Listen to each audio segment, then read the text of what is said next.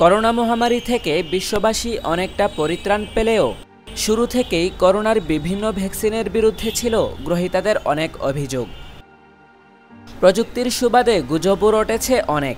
করোনার ভ্যাকসিন নেয়ার পর শরীরে দেখা যায় চুলকানিজনিত সমস্যা, মস্তিষ্কসহ দেহের বিভিন্ন স্থানে বেঁধে যায় রক্ত জমাট, কমে যেতে পারে যৌনশক্তি, এমনকি পার্শ্ব প্রতিক্রিয়ায় ঝুঁকির মুখে পড়তে পারে গর্ভবতী মা ও শিশুর জীবন।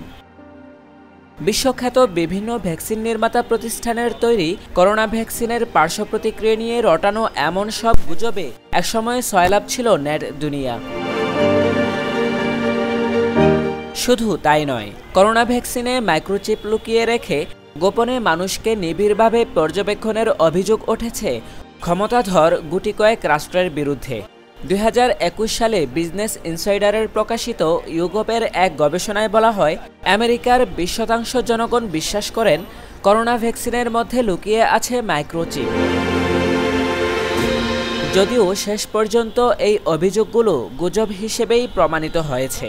তবে মানবদেহে করোনা ভ্যাকসিনের পার্শ্ব প্রতিক্রিয়া নিয়ে রটানো গুজবে সম্প্রতি নতুন মাত্রা যোগ করেছে ব্রিটিশ সুইস ঔষধ নির্মাতা কোম্পানি অ্যাস্ট্রাজেনেকা।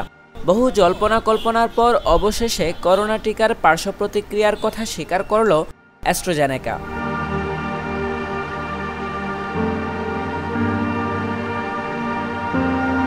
28 এপ্রিল প্রকাশিত ব্রিটিশ সংবাদ মাধ্যম টেলিগ্রাফের এক প্রতিবেদনের বরাতে জানা যায় এই তথ্য। টেলিগ্রাফের সেই প্রতিবেদন বলছে, ইংল্যান্ডের অক্সফোর্ড ইউনিভার্সিটির গবেষকদের তৈরি কোভিড-19 টিকার কারণে গুরুতর অসুস্থতা ও মৃত্যু হয়েছে এমন ডজন খানেক ঘটনার কথা উল্লেখ করে অ্যাস্ট্রাজেনেকার বিরুদ্ধে ব্রিটিশ হাইকোর্টে 51টি মামলা দায়ের করা হয়েছে, যেখানে ক্ষতিপূরণ হিসেবে মোট 100 মিলিয়ন পাউন্ড দাবি করেছে ভুক্তভোগী ও তাদের স্বজনেরা। গত বছর অ্যাস্ট্রাজেনেকার বিরুদ্ধে প্রথম মামলাটি দায়ের করেছিলেন জেনা স্কট। 2021 সালের এপ্রিলে ভ্যাকসিন নেয়ার পরে তার মস্তিষ্কে রক্তক্ষরণ হয় এবং তা জমাট বেঁধে যায়, যা তার মস্তিষ্কে স্থায়ী ক্ষত তৈরি করে, যার ফলে তার স্বাভাবিক কর্মক্ষমতা কমে যায়। অ্যাস্ট্রাজেনেকা গত ফেব্রুয়ারিতে আদালতে জমা দেয়া একটি নথিতে স্বীকার করেছে যে তাদের তৈরি কোভিড ভ্যাকসিনের কারণে খুব বিরল টিটিএসের ঘটনা ঘটতে পারে। এই টিটিএস সিন্ড্রোমের ফলে মূলত মানুষের রক্তে প্ল্যাটিলেট কমে যায় এবং রক্ত জমাট বেঁধে যায়। এদিকে গবেষণা বলছে, করোনা চলাকালীন সময়ে পরিস্থিতি মোকাবেলায় কার্যকর ভূমিকা রেখেছিল অ্যাস্ট্রাজেনেকা।